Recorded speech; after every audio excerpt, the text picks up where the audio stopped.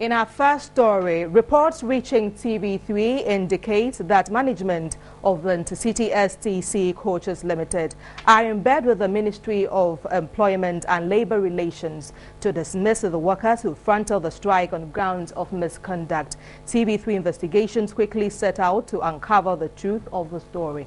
Daniel Latti's report.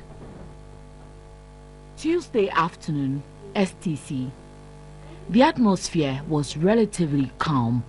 Our visit was to ascertain allegations that management of Intercity STC Coaches Limited had a secret meeting with the Ministry of Employment and Media Relations to sack the workers who spearheaded last week's strike action on grounds of misconduct. We also gathered that the board secretary and the managing director frequently travel, and rumor has it that it is purely because of the huge allowances they take on each journey. The reports also mentioned that the Ministry of Employment and Labour Relations has requested for the old union executives to be reinstalled before they would sit on the matter come Friday. Only few workers were cited at the premises, but none was willing to speak to us. So we decided to seek answers from the managing director. Despite the sensitivity of the issue, the managing director, who was indoors, refused to speak to us. Upon several attempts, he sent a message to his secretary that he was engaged. It was when we had told his secretary about our findings that he asked his subordinate to speak to us. But again, he was also not willing. Just when we were about leaving, we received a call from the communications consultant who requested to know the details of our findings. Is it true that when they travel, the amount is very huge and that is why management would want to travel? We're in the course of running an operations basically. So travels are meant to be made occasionally to oversee events and happenings around stations across the country and beyond. So basically when such things happen, it's basically official. But how much are they supposed to take as per diem? That is strictly organizational decision. It's not something for public consumption. He maintains the outcome of a committee investigating the allegations cited by the workers would be free and fair. We understand that because they spearheaded the strike, you have started preparing letters to sack them on the grounds of misconduct. The truth is this: whatever the committee that has been set up results, so I shouldn't be preempting anything that will come as a result of the meetings that we had. They are all going to be party to it, so it's not something being done in isolation. Anything that will happen subsequently, I'm very sure it will be free, it will be fair. All right, we have online labor expert Senor Ajabain. Good afternoon, sir. Hello, sir. Yes. All right. The staff of BOST are protesting about the seeming absence of lack of policy direction resulting in low operations. Are they right? Can you ask the question again? I didn't get you well. All right. I'm saying that the staff of BOST are protesting against the lack of policy direction. We're finding out whether they are right to protest. Well, staff have the right to protest, but it is the structures and systems laid down for them to be able to protest that matter. So if they are protesting, it is not wrong to protest, but if it is done, it is being done within the regulations of the institution, then I can say that yes, they are right. Otherwise, then they may be breaching their contracts of employment.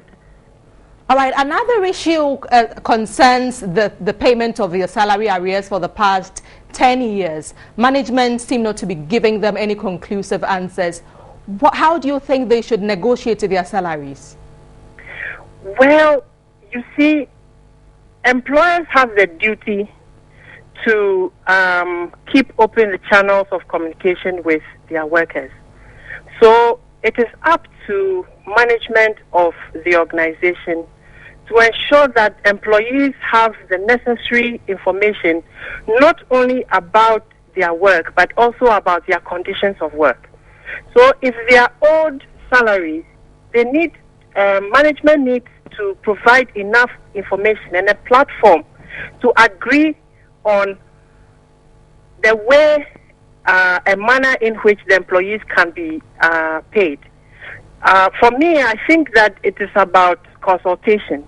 It's about sitting down and talking about the issues. And sitting down and talking about the issues means that a negotiation forum has to be created. And this forum should not be a forum that is based on any adversarial system of negotiation, but a win-win system of negotiation, which is also referred to as an interest-based approach. So I think that there seems to be a bit of a lack of communication under these circumstances, and that gap must be bridged immediately if the way forward would be positive. All right. The workers are particularly worried management could terminate the appointment, having agitated. How do you think management should handle this?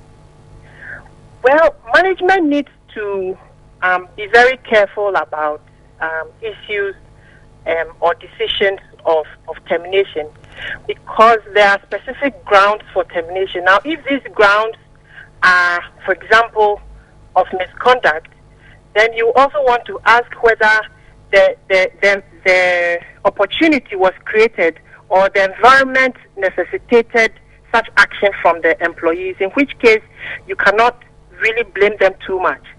It's a very dicey situation. If you have a situation where the management has breached the rights of the workers, or the management has breached the contract of employment, and the employees have also gone ahead to agitate and breach the contract of employment, where you have two wrongs, then it means that management cannot turn itself and then decide that it wants to take action against the employees when it cannot absolve itself from the blame of actually contributing to it. So I think that the best would be to sit and agree on new rules of engagement in terms of employee relations, so that going forward, the rules will be clear and everybody will know about the regulations of engagement, so that this will not happen again. Or if it does happen, then when action is taken against somebody, the person would have themselves to blame. But I don't think that the solution would be to take disciplinary action at this time, because it will only create more chaos and a backlash from the workers. All right, thank you very much for speaking to us. Mr. Senyor Ajabing is a labor expert, and he was speaking to us about issues from the STC.